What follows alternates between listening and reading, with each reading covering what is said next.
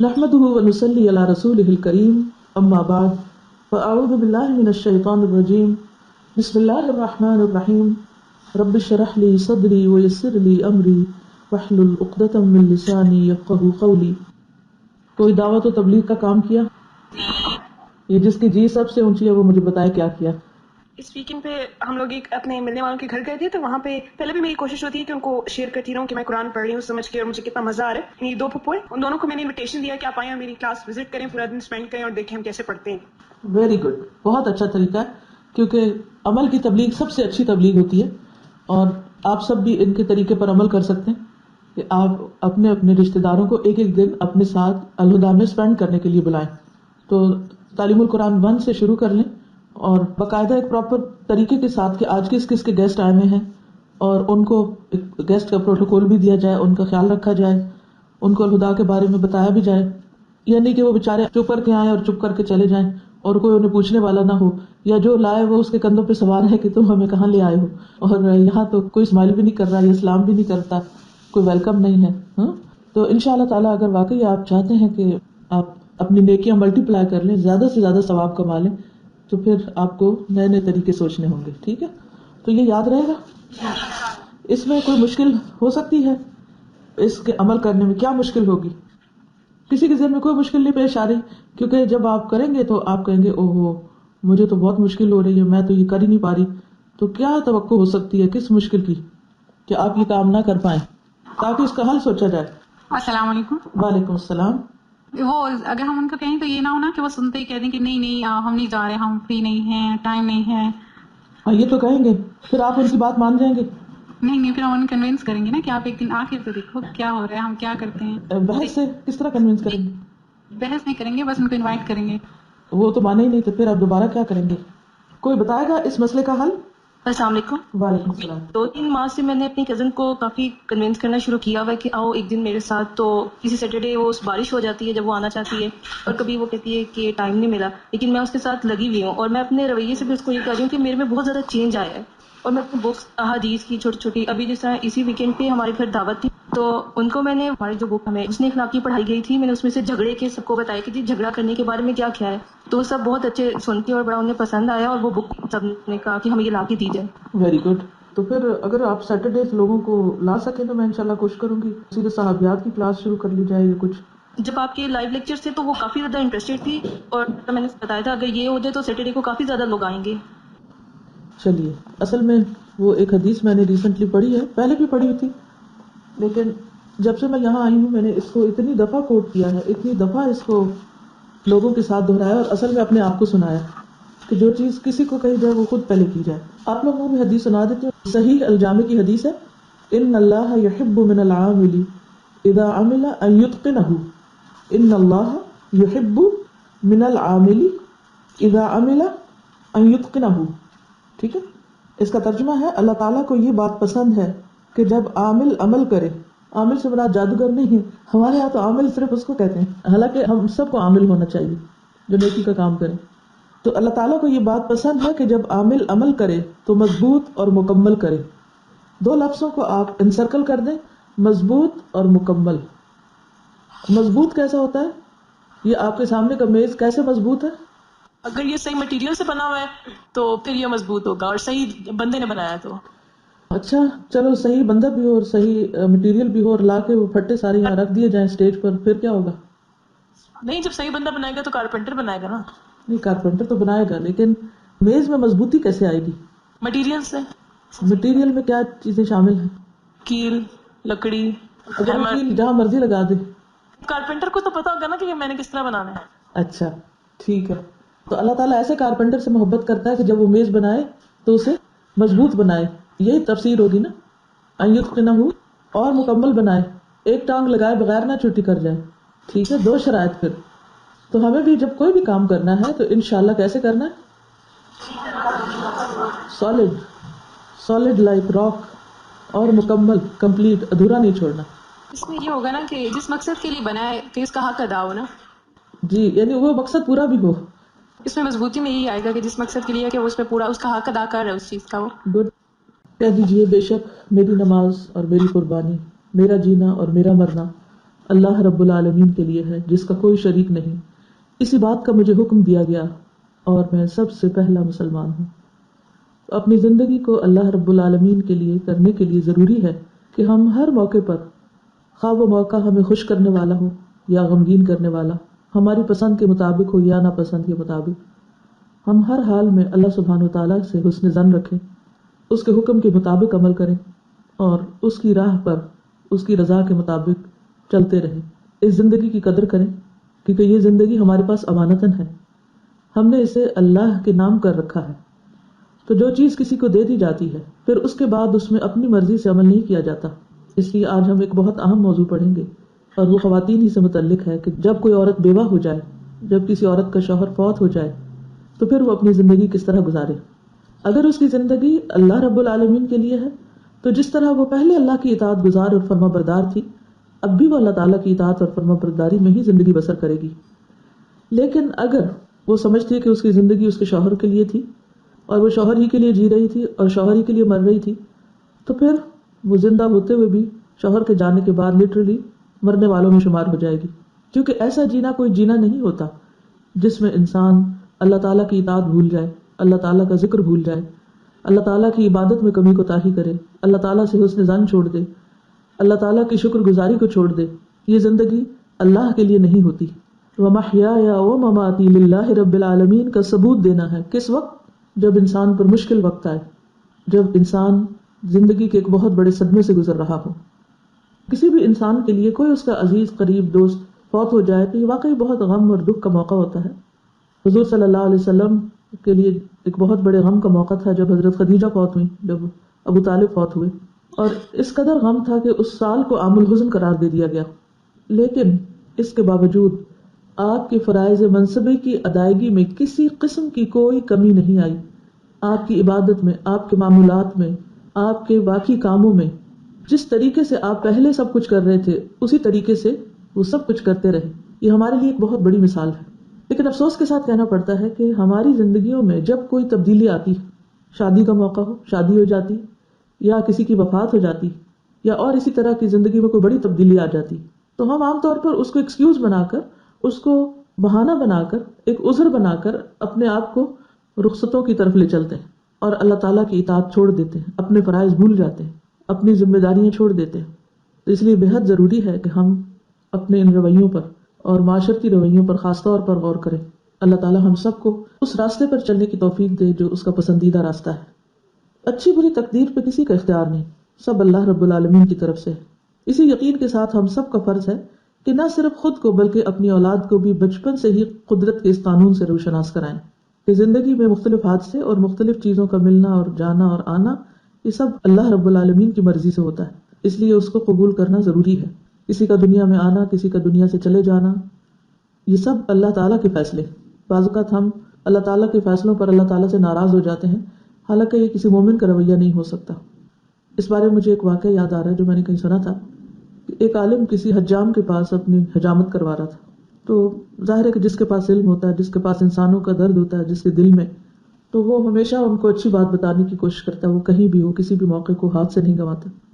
تو اس نے اللہ سبحانہ تعالیٰ کے بارے میں جب بات کی تو حجام کہنے لگا، نائی جس کو بولتے ہیں نا، حجام کہنے لگا کہ میں اللہ کو نہیں مانتا اور میں اس سے ناراض ہوں. تو عالم نے پوچھا کہ وہ کیوں؟ تو کہنے لگا کہ کیونکہ میرے بہت سے مسائل ہیں اور وہ میرے مسائل حل نہیں کرتا اور میری زندگی بڑی مشکل میں، تو میں نہیں اس کو مانتا. تو اس وقت وہ خاموش ہو گئے کیونکہ انہوں نے بحث اور جرا کرنے کی کوشش نہیں کی. اس کے بعد جب ان کی حجامت ختم ہوئی اور اس کو پیسے وغیرہ دیے اور باہر چلے گئے، تھوڑی دیر کے بعد وہ واپس آ گئے اور کہنے لگے کہ میں تمہیں حجام نہیں مانتا، میں تمہیں حجام نہیں مانتا. اس نے کہا کیوں؟ ابھی تو میں نے تمہاری حجامت کی ہے، مجھے تم کیوں نہیں حجام مانتے؟ اس نے کہا میں نے شہر میں دیکھا ہے بہت سارے لوگ لمبے لمبے بالوں والے اور گندے بالوں والے پھر رہے ہیں اور تم ان کی خبر ہی نہیں لیتے. تو اگر کسی شہر میں اتنے لوگوں کے بال خراب ہیں تو تم کیسے حجام ہوئے؟ تمہیں میں حجام نہیں مانتا. تو اس نے کہا کہ نہیں، لیکن وہ تو کبھی میرے پاس آئے ہی نہیں، انہوں نے مجھے کبھی کہا ہی نہیں کہ میری حجامت کریں، تو میں کس طرح ان کی حجامت کروں؟ تو کہا کہ یہ بتاؤ کہ جب تمہاری زندگی میں مسائل ہیں اور تمہیں پریشانیاں ہیں تو تم اللہ سبحانہ وتعالیٰ کی طرف کتنا رجوع کرتے ہو، اللہ سے اپنے مسائل کا حل کتنا مانگتے ہو؟ تو اس کو بات سمجھ آ گئی کہ اس میں اللہ تعالیٰ کا قصور نہیں ہے کہ ہمارے مسائل ہیں اور اللہ تعالیٰ مسائل حل نہیں کر رہا ہے، اس میں خود قصور ہمارا اپنا ہے کہ ہم اپنے مسائل کے حل کے لیے اللہ سبحانہ وتعالیٰ کی طرف رجوع نہیں کرتے. اور اگر کرتے بھی ہیں تو غافل دل کے ساتھ. جہاں قرآن مجید میں ایک طرف آتا ہے کہ اللہ تعالیٰ خود فرماتے ہیں کہ اذا سألک عبادی انی فانی قریب اجیب دعوت الداعی اذا دعان، کہ جب میرے بندے آپ سے میرے بارے میں پوچھیں تو آپ بتا دیجئے کہ میں قریب ہوں، پکارنے والے کی پکار کا جواب دیتا ہوں. اذا دعانی، جب بھی وہ مجھے پکارتا ہے.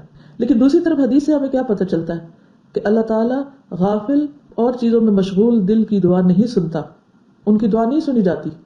لا یستجیب کا لفظ آتا ہے حدیث میں. تو اس سے یہ پتہ چلتا ہے کہ بعض اوقات ہم اللہ تعالیٰ کو پکارتے ہیں لیکن ہم صرف الفاظ پڑھ رہے ہوتے ہیں. جیسے ابھی آپ نے قرآنی اور مسنون دعائیں سیکھی تو بعض اوقات میں نوٹ کرتی تھی کہ کچھ لوگ الفاظ دہرا رہے ہیں لیکن وہ معنی پہ غور نہیں کر رہے، یا ان کی نگاہیں ادھر ادھر بھٹک رہی ہیں. کیونکہ اگر وہ اللہ سے مانگ رہے ہوتے تو ان کی نگاہیں نہیں بھٹکتی، ان کی پوری توجہ اللہ تعالیٰ کی طرف ہوتی. تو بہت دفعہ ہم اللہ کے سامنے رٹے رٹائے الفاظ دہرا رہے ہوتے ہیں لیکن حقیقی معنوں میں اس سے مانگ نہیں رہے ہوتے. تو مانگنا ضروری ہے پوری توجہ کے ساتھ. مثلاً اگر آپ سے کوئی شخص کوئی چیز مانگ رہا ہے اور اس کا دھیان کہیں اور ہے، دیکھ کہیں اور رہا ہے اور سوچ کسی اور میں پڑا ہوا ہے، اس کا دل کسی اور طرف مشغول ہے، تو ہو سکتا ہے کہ آپ اس کے پھیلے ہوئے ہاتھ کو دیکھیں بھی نہ، کہ اس کا دھیان کہیں اور ہے. تو جب ہم بندوں سے معاملہ کرتے وقت دیکھتے ہیں کہ ان کا دھیان کہیں اور ہے تو ہم ان کے ساتھ اچھا معاملہ نہیں کرتے. تو وللہ المثل الاعلیٰ، اللہ تعالیٰ تو اکبر اور اعلیٰ اور ارفع اور اعظم ہے ساری مخلوق سے، اور اس کے لیے سب بلند مثالیں، اعلیٰ ترین مثالیں. تو سمجھنے کی بات یہ ہے کہ بعض اوقات زندگی میں کوئی حادثہ ایسا ہو جاتا ہے، کوئی ایسی تکلیف ہو جاتی ہے، کسی خاتون کے شوہر فوت ہو جاتے ہیں تو وہ اللہ تعالیٰ سے ناراض ہو جاتی، نمازیں چھوڑ دیتی، عبادت کے کام چھوڑ دیتی، اور اس بات پہ غمگین رہتی ہے کہ میرے ساتھ یہ حادثہ کیوں ہوا، ابھی تو بچے چھوٹے ہیں یا ابھی تو اس کے جانے کا وقت نہیں.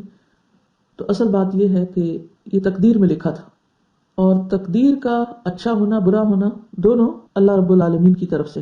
والقدر خیرہ وشرہ من اللہ تعالی والبعث بعد الموت، یہ ہمارے ایمان کا حصہ ہے. اس لیے اگر کوئی بھی حادثہ ہو جاتا ہے، کوئی بھی چیز ہو جاتی ہے جو ہمیں پسند نہیں، تو اس پر ہمیں کیا سوچنا چاہیے، کیا کہنا چاہیے؟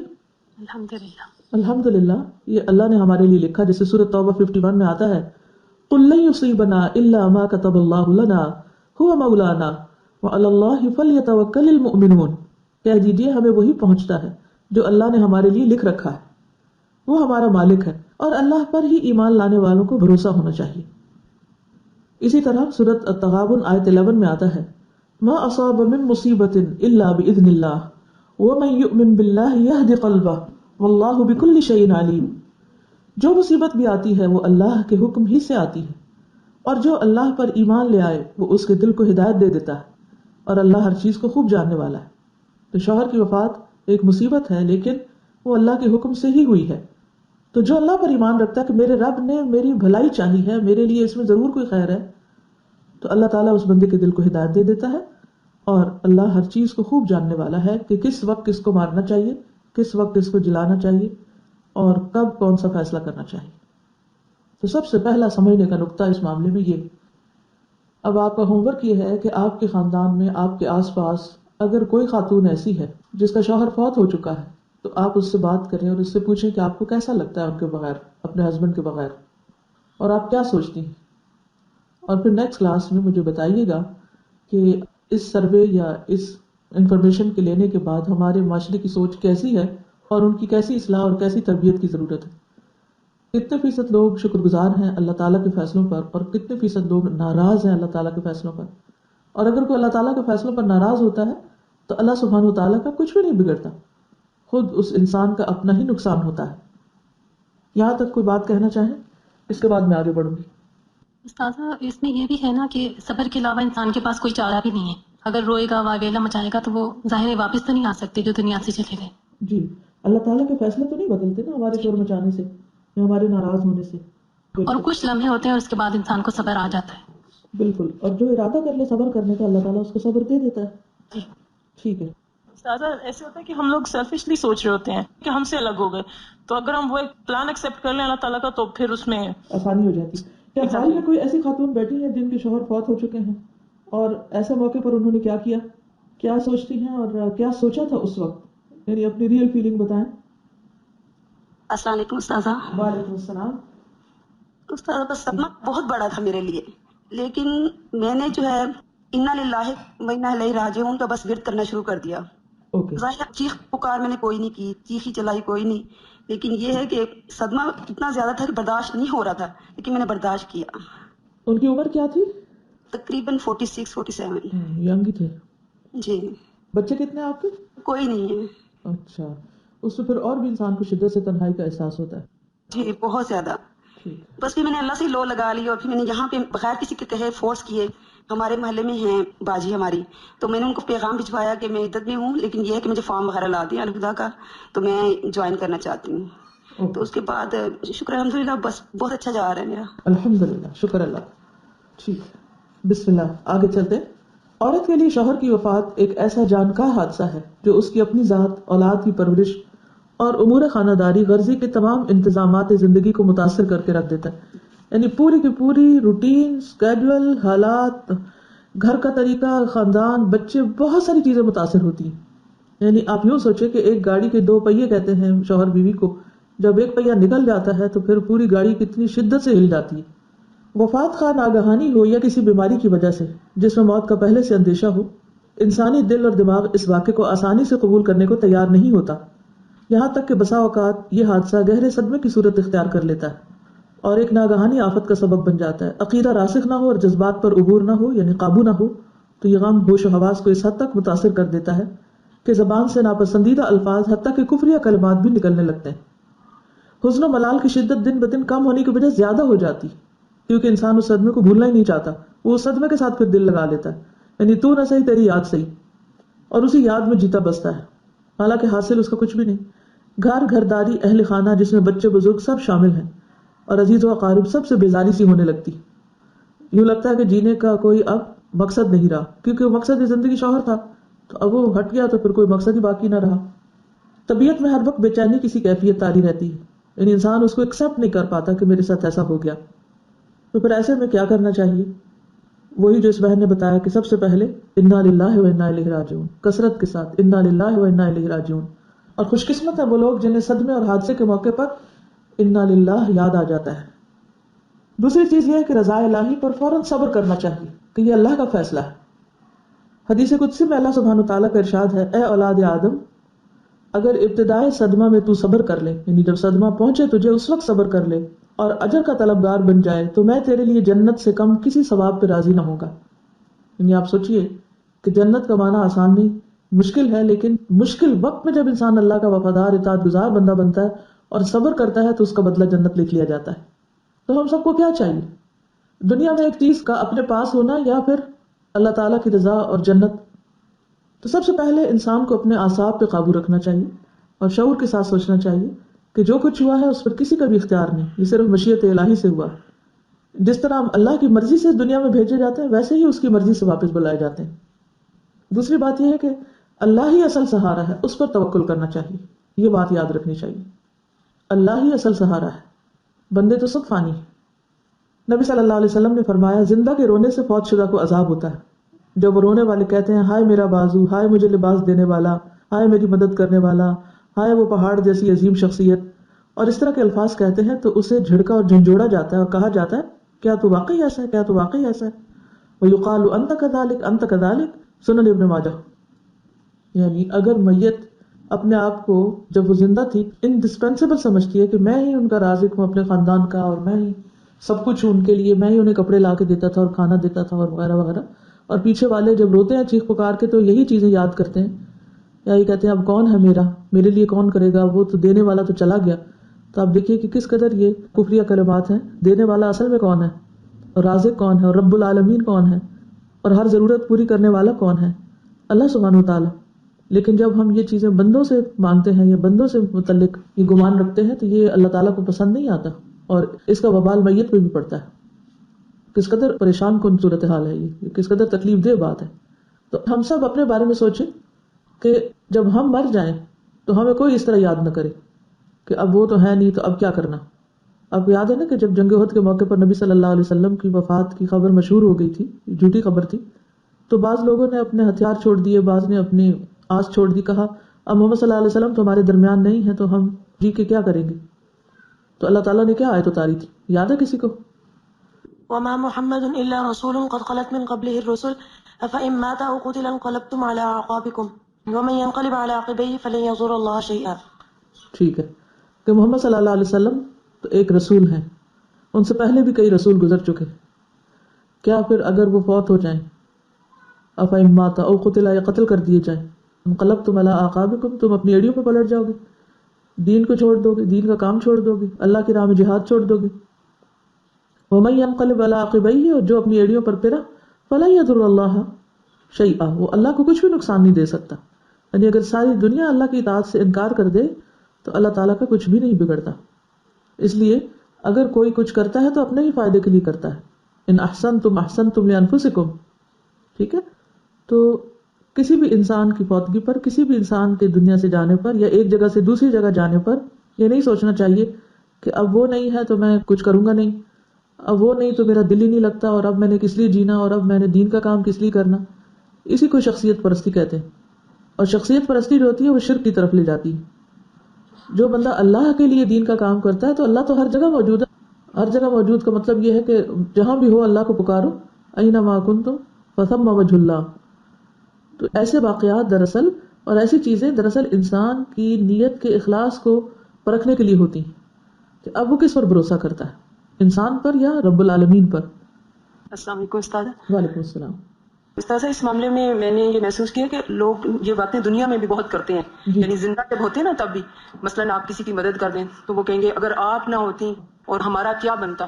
تو ان کی اصلاح کرنے کی بھی ضرورت ہے، اور اپنی بھی، کہ ہم تو خود محتاج ہیں اللہ تعالیٰ کے، اور یہ صرف اور صرف اللہ تعالیٰ ہے، اس کی توفیق ہے اور اس کا دیا ہوا کچھ ہے جو ہم کسی کو دے رہے ہوتے ہیں. وہ ہم تو اللہ کے محتاج ہیں. تو یہ جو بات ہے نا کہ اس کو بھی عذاب ہوگا، کیونکہ ہم یہی سوچ لوگوں کی بنا دیتے ہیں کہ میں ہوں تو میں تمہارے لیے کر رہی ہوں، میں نہیں تو شاید کچھ نہیں ہوگا. جزاک اللہ خیرا. یعنی میں ہوں تو دنیا چل رہی ہے، نہ ہوئی تو دنیا ختم ہو جائے. یعنی اس طرح ہم لوگوں کو اپنی ذات کے ارد گرد جمع کر لیتے ہیں کہ اپنے ادھر ادھر ہونے کو انڈسپینسیبل سمجھ لیتے ہیں، اور یہی پر چیزیں شرک میں شامل ہونے لگتی ہیں. اب دیکھیں نا کہ جیسے ہم عام طور پہ کہتے ہیں نا اگر کتا نہ ہوتا تو چور آ ہی جاتے، تو نعوذ باللہ کتے نے بچایا. ہاں، تو یہ اللہ کا فضل ہوتا ہے، اللہ ہی بچاتا ہے. ڈاکٹر نہ ہوتا میری تو جان ہی چلی جاتی. تو کل میں کسی سے ملنے کے لیے، اپنے میرے رشتے دار ہیں کچھ یہاں پر، تو ان سے ملنے کے لیے گئی تو اس میں سے کوئی خاتون اپنی بیماری کا حال بتا رہی تھی. تو ان کے شوہر کہنے لگے اگر یہ برطانیہ نہ ہوتا تو اس کی تو جان ہی چلی جاتی، پاکستان ہوتا تو کوئی نہ پوچھتا. ٹھیک ہے، ایک ملک میں دوسرے ملک کی نسبت زیادہ سہولتیں ہو سکتی ہیں، لیکن کیا برطانیہ میں رہنے والے سارے بچ جاتے ہیں؟ وہ نہیں مرتے. جن لوگوں کے پاس بڑے بڑے ہسپتال یا سہولتیں ہیں وہ زندہ رہتے ہیں ہمیشہ، وہ بھی تو مرتے ہیں. موت اور زندگی تو اللہ کے اذن سے ہے، اللہ کے ہاتھ میں. تو یہ سوچنا کہ ہم کسی خاص جگہ پر ہوں گے تو مریں گے نہیں، یا ہمیں زیادہ فائدہ پہنچے گا، کوئی فائدہ کسی کو بھی کسی وقت صرف اس وقت پہنچا سکتا ہے جب اللہ کا اذن ہوتا ہے. تو یہ نقطہ دماغوں میں راسخ کرنا اور ہر لمحہ اس پر قائم رہنا بہت ضروری ہے کہ بندے ہمارے رازق نہیں ہیں، یہ دراصل اللہ ہی ہے جس پر ہمیں توکل کرنا چاہیے. وَعَلَى اللَّهِ فَلْيَتَوَكَّلِ الْمُؤْمِنُونَ. یاد رہے گی یہ بات؟ السلام علیکم استاذہ. وعلیکم السلام. استاذ ایک خاتون کا اخبار میں اشتہار 2-3 دفعہ میری نظر سے گزرا کہ وہ اپنے شوہر کے بارے میں لکھتی تھیں مجھے تم یاد آتے ہو، اور اس کے ساتھ کچھ اور شاعری ہوتی تھی. تو پڑھ کے دل میں بہت ہمدردی پیدا ہوتی ہے، لیکن انسان اس کے لیے کچھ کر نہیں سکتا. اور یہ اشتہار پڑھ کے میں سوچ رہی تھی کہ ان خاتون کی اتنی ایفرٹ، اتنا ٹائم اور اتنی توجہ، اور اس اشتہار دینے پہ پیسہ بھی لگتا ہوگا. ہاں، اور ساری دنیا کو تو نہیں نا انسان اپنے جذبات بتاتا. یعنی ہمارے جذبات کسی کے لیے محبت کے ہوں، کوئی ہمیں یاد آتا ہو تو ہمیں کیا کرنا چاہیے؟ مجلسوں میں بیٹھ کے کہنا چاہیے تم مجھے یاد آتے ہو، یا اخبار میں دینا چاہیے. مثلاً آپ سب مجھے یاد آتے ہیں، اور میں کس اخبار میں لکھوں؟ یا ہر دفعہ میں یہاں بیٹھ کے کہا کروں مجھے تم یاد آتے ہو؟ پھر کام کیسے ہوگا اور کام کب ہوگا؟ تو زندگی کس کے لیے ہے؟ صرف کسی کو یاد کرنے کے لیے؟ اللہ رب العالمین کی یاد کے لیے. ورنہ ہماری تو مشکل یہ ہے کہ نماز بھی پڑھتے ہیں تو اقم الصلاۃ لذکری نہیں ہوتا، بس ادھر ادھر کی یاد دہانیاں اور ادھر ادھر کی باتیں زیادہ یاد آتی ہیں. بس اللہ تعالیٰ ہم سب کے حال پہ رحم کرے اور ہمیں ہدایت کا رستہ دکھائے اور اپنا بنا لے. پھر ہے سمجھداری سے کام لینا. خاندان کے دیگر افراد بدعات اور غیر شرعی رسومات ادا کرتے نظر آئیں تو انہیں اس سے بچنے کی تلقین اور درخواست کرے. بہت ممکن ہے وہ اس کوشش سے نہ صرف ایسا کرنے سے گریز کریں بلکہ آنے والے دنوں میں بھی خصوصی اجتماعات کے اہتمام کرنے یا اس کی توقع کرنے سے پرہیز کریں جو سراسر بدعات ہیں اور بدعتی کے لیے دین میں سخت وعید آئی ہے. یعنی اگلا کرنے کا کام ہے پریکٹیکل، کہ شوہر کی وفات پر کسی کو شرک بدعت نہ کرنے دیں. وہ آپ کی ہمدردی میں کر رہے ہیں سب کچھ، تو انہیں کہیں کہ مجھے یہ نہیں چاہیے. پھر شوہر کو معاف کرنا اور اس کے لیے معافی طلب کرنا. یعنی زندگی میں انسان جس کسی کے ساتھ بھی رہتا ہے تو اونچ نیچ ہو جاتی، کوئی نہ کوئی ناراضگی ہو جاتی ہے، کوئی کمی بیشی ہو جاتی ہے، تو ایسی صورت میں انسان کو ایک دوسرے سے معافی مانگ لینی چاہیے. اور اگر کوئی کسی وجہ سے نہیں مانگ سکا، اچانک کوئی حادثہ ہو گیا ہے، کوئی ناراضگی میں فوت ہو گیا ہے، یا کوئی ایسی بات ہے، تو معاف کر دینا چاہیے خود بھی، اور اللہ تعالیٰ سے اس کے لیے معافی کی دعا کرنی چاہیے. وفات جب ناگہانی طور پر ہوتی ہے تو انسان کو حقوق العباد کی معافی تلافی کے لیے مہلت نہیں مل پاتی. اس صورت میں بیوہ کو چاہیے کہ خود بھی زندگی بھر کی کمی کوتاہیوں اور بشری کمزوریوں پر مرنے والے کو تہ دل سے معاف کر دے، اور جنازے کے موقع پر کسی مرد سے اونچی آواز میں کہلوا دے کہ میت کی طرف سے زندگی میں کسی کے حق میں کوئی زیادتی یا لین دین اور دیگر معاملات میں کوئی شکوہ شکایت رہی ہو تو اللہ کی خاطر آج وہ اسے معاف کر دیں. یہ ایک مسلمان کا دوسرے مسلمان پر حق ہے. یعنی بہن بھائی اکٹھے ہوں، رشتہ دار ہوں یا کوئی، تو اپنے کسی بھائی کو یا بچے کو کھڑا کر کے کہے کہ وہ میت کو معاف کر دے اگر کوئی بھی چیز ہے. پھر ہے مثالی نمونہ بننے کا وقت. مثالی نمونہ بننے کا وقت، اور خاص طور پر قرآن پڑھی ہوئی بچیوں کو تو بہت ہی ایک مثال قائم کرنی چاہیے، صبر و ضبط اور تحمل کی، اور لوگوں کو دکھانے کے لیے نہیں، اللہ کی خاطر، لیکن دین کی ایک خوبصورت تصویر پیش کرنے کے لیے. کیونکہ اصل علم وہی ہے جو عمل میں آ جاتا ہے. کوئی بھی علم انسان کو خوبصورتی نہیں دیتا جب تک کہ وہ عمل میں نہیں ڈلتا. جنازہ اٹھتے وقت خاندان کے افراد کے علاوہ غیر مرد نامحرم سوگواران کا ہجوم ہوتا ہے. اس وقت غم کی شدت میں بیوہ کو اپنے ہوش و حواس کے ساتھ حیا اور وقار کا لحاظ رکھنے کی بے حد ضرورت ہوتی. ساتھ ہی احتیاط لازم ہے کہ زبان سے بھی اس وقت کوئی ایسی بات نہ نکل جائے جو منشاء الہی کے خلاف ہو. نیز شوہر کی وفات کے ساتھ ہی اس کی عدت شروع ہو چکی ہے، جس سے متعلق قرآن و سنت کے احکامات اسے مزید محتاط رویہ اختیار کرنے کی تلقین کرتے ہیں. غرض اس وقت یہ سمجھدار بیوہ تدبر اور حکمت عملی سے کام لیتے ہوئے نہ صرف اللہ تعالیٰ کی رضا کے مستحق بن سکتی ہے بلکہ دوسروں کے لیے بھی قابل تقلید نمونہ اور مثال چھوڑ سکتی. پھر یہ ہے کہ شوہر کی وفات کے بعد عورت جو ہے وہ خود ہی سادگی اختیار کرے اور زیورات وغیرہ اتار دے، کیونکہ عدت میں یہ ضروری ہے. بعض اوقات دوسرے لوگ آ کے چوڑیاں توڑنے لگتے ہیں اور بندے نوچنے لگتے ہیں یا کپڑے دوسرے پہنانے لگتے ہیں کہ بھئی یہ چادر اتارو، وہ پہنو. تو اس میں جو سمجھدار باوقار خاتون ہوتی ہے وہ خود ہی ان چیزوں کا علم رکھتی ہے اور ان کا اہتمام کرتی ہے. عدت والی اگر دین کی سمجھ بوجھ رکھتی ہے اور زیور وغیرہ استعمال میں ہے تو سنبھلتے ہی خود سے اس سامان عزیز سے اجتناب کرے، ورنہ دوسری صورت میں اس کی بہت نزدیکی سہیلی یا قریبی رشتہ دار خاتون حکمت اور شفقت سے اسے عدت میں ہر طرح کی زینت سے گریز کرنے کا شرعی حکم بتائے. یہ اس سے بہتر ہے کہ تعزیت کے لیے آنے والی ہر خاتون اپنے اپنے انداز سے یہ حکم دہرا کر بیوہ کو بیزاری اور اذیت میں مبتلا کر دے. کیونکہ ہر ایک آتا اور بہت تحکمانہ لہجے میں کہتا ہے ارے تم یہ اتار دو، تمہیں نہیں معلوم عدت میں یہ نہیں پہنتے، وہ نہیں پہنتے، اس رنگ کا دوپٹہ نہ پہنو، اس رنگ کا میک اپ نہ کرو. وہ خود ہی اس کو پتا ہونا چاہیے کہ یہ سب کچھ منع ہے. پھر غیر محرم معذرین، یعنی جو تعزیت کرتے، غیر محرم تعزیت کرنے والے. بعض اوقات میت کے ایسے رشتہ دار اور دوست احباب بھی تعزیت کو چلے آتے ہیں جو بیوہ کے لیے نامحرم ہوتے ہیں. ایسے مواقع پر کیا کیا جائے؟ بعض اوقات ایسا ہوتا ہے کہ جب کسی کی وفات ہوتی ہے، شوہر کی وفات ہوتی ہے، تو ظاہر تعزیت بھی اس کی بیوی سے ہی کی جاتی ہے میت کی. تو اس صورت میں بعض تو خواتین ہوتی ہیں، بعض محرم رشتہ دار ہوتے ہیں، اور تیسری کیٹیگری ہوتی ہے نامحرم رشتہ داروں کی. وہ بھی ہمدردی کا اظہار کرنے کے لیے آ کر براہ راست بیوہ سے بات کرتے ہیں. تو اس میں یہ ہے کہ اکیلے خاتون کسی سے بھی نہ ملے. اگر تعزیت کرنے والا میت کا قریبی رشتہ دار ہے، مثلا بھائی ہے میت کا یا کوئی اور اسی طرح کا قریبی رشتہ ہے، تو گھر میں کسی بزرگ کے ہمراہ یا باپردہ ہو کر کچھ دیر کے لیے بات کر لے، ورنہ کسی بچے یا گھر کے ملازم سے معذرت کروا دے کہ گھر میں کوئی نہیں، یا پھر خود دروازے کے پاس کھڑی ہو کر یا کسی بھی طریقے سے بتا دے کہ گھر میں کوئی ہے نہیں اس وقت.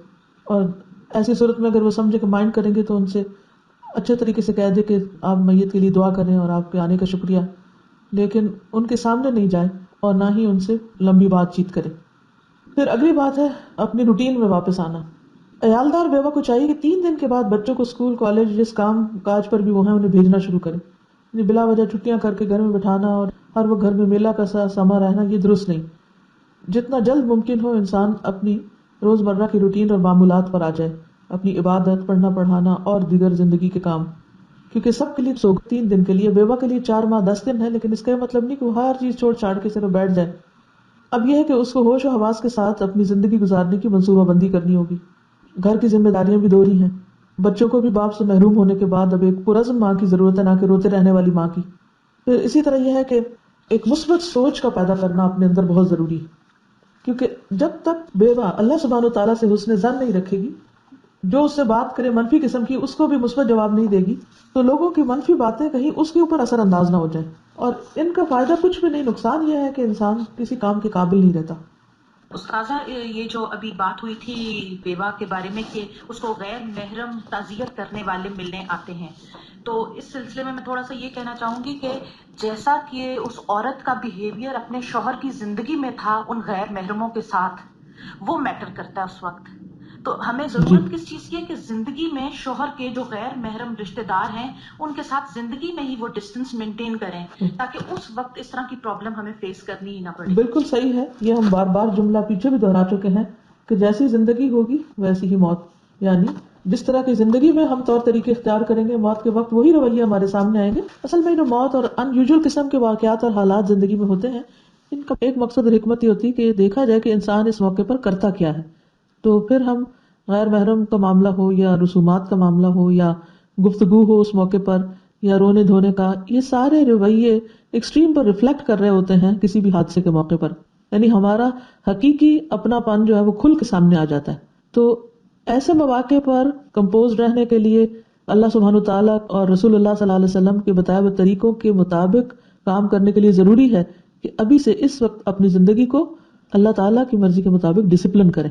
سر بھی بات شیئر کرنا چاہ رہی تھی. ریسنٹلی میری چاچی جو تھی جب وہ بچپن میں تھی، ان کے بہن بھائی چھوٹے تھے، ان کے فادر کی ڈیتھ ہو گئی تھی، تو وہ شیئر کر رہی تھی کہ ہماری امی نے اتنا اچھا خود کو کمپوز کیا کہ پیپرز قریب تھے، اگر وہ خود اپنا خیال نہ رکھتی اور ہمارا نہ خیال رکھتی، نارمل روٹین میں نہ آتی تو ہمارا پورا سال ویسٹ ہو جاتا.